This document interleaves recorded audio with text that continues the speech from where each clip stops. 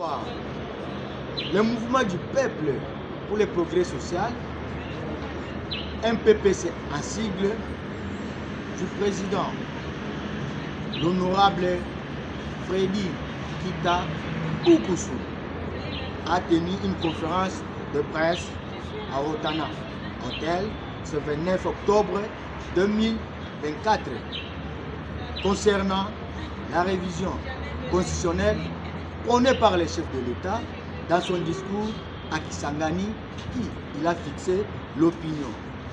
L'honorable.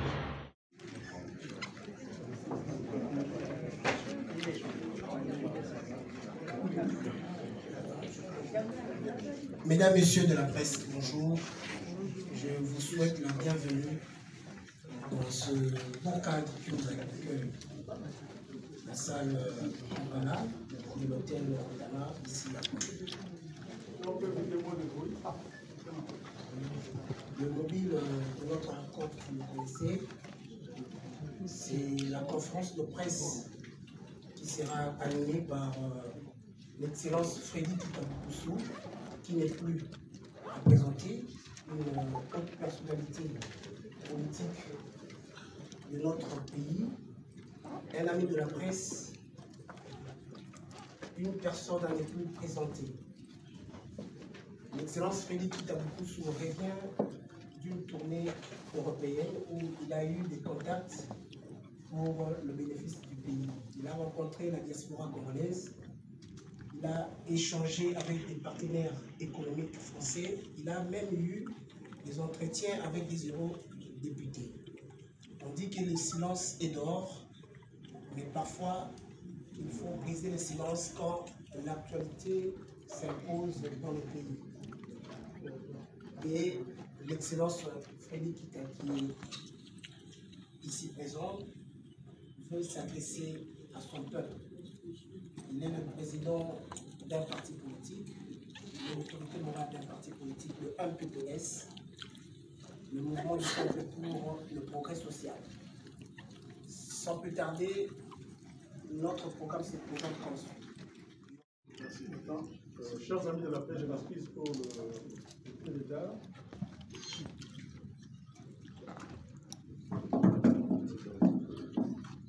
Comme vient de le dire votre confrère Nathan, donc on vous a invité à cette conférence par rapport à la situation politique de notre pays. Excellence, Monsieur le ministre, encore, Mesdames et Messieurs de la presse, nous vous remercions d'avoir répondu à notre invitation. Nous prenons la parole en tant que leader politique, fondateur et autorité morale du mouvement du peuple pour le progrès social MPPS en cycle.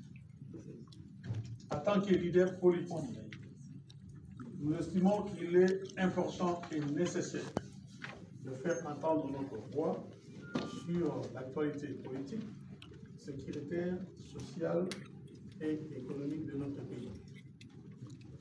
Avant tout, nous aimerions réitérer notre indéfectible soutien au chef de l'État, son Excellence Félix Antoine Tshisekedi Tshilombo, ainsi qu'à Madame la Première ministre, son Excellence Judith Suminwa, pour les efforts qui sont en cours en vue de faire face aux nombreux défis auxquels est confronté notre cher et beau pays, la République démocratique du Congo. Pour commencer, nous avons une pensée pieuse en mémoire de nos frères et sœurs de l'Est qui subissent chaque jour une agression sauvage de la part des troupes rwandaises et de leurs respectifs, les M23. Nous vous invitons donc à vous lever pour garder une minute de silence en hommage de tous nos compatriotes qui ont perdu la vie à cause de cette guerre injuste qui nous est imposée par les ennemis de la vie.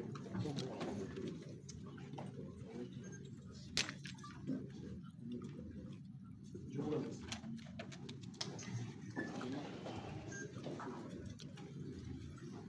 Excellences, Monsieur le ministre, Mesdames et Messieurs de la presse, nous aimerions également rendre hommage aux forces armées congolaises et les encourager à lutter fermement pour défendre la souveraineté de notre pays et l'intégrabilité des frontières de notre territoire.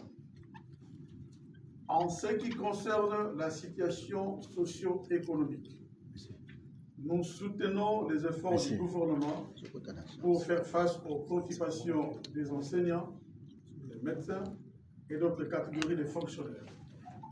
Nous espérons que, dans le cadre du budget de 2025, ces préoccupations seront pleinement prises en compte, car les enseignants, dit-on, constituent un maillon extrêmement important de notre société et jouent un rôle crucial pour le présent et l'avenir de notre pays.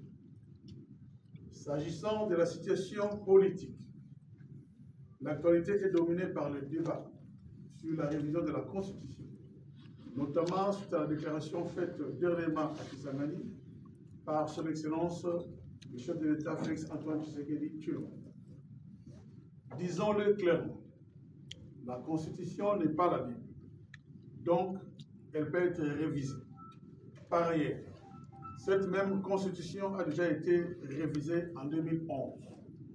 Elle peut donc être révisée pour l'adapter aux réalités du moment ou pour tenir compte des préoccupations nouvelles exprimées par le peuple, les souverains primaires. Quelles sont les dispositions qui doivent être révisées et qui doivent changer? C'est sur ce point que nous appelons la classe politique dans son ensemble, ainsi que la société civile à faire preuve d'esprit d'ouverture et être à l'écoute des uns et des autres. Il est indispensable que chaque composante de notre société s'exprime librement, sans insulte, sans polémique, pour identifier les aspects qui méritent d'être changés, sans toucher aux principes sacro-saints qui fondent notre nation. Par exemple, on ne doit pas toucher au caractère uni et indivisible de notre nation. Si tout le monde se met à l'écoute des autres, nous pouvons facilement arriver à un consensus qui préserve l'unité nationale. Voilà, mesdames et messieurs de la presse, Excellence, notre mot introductif qui résume l'essentiel de notre pensée. Nous sommes à votre disposition pour répondre à vos questions. Je vous remercie.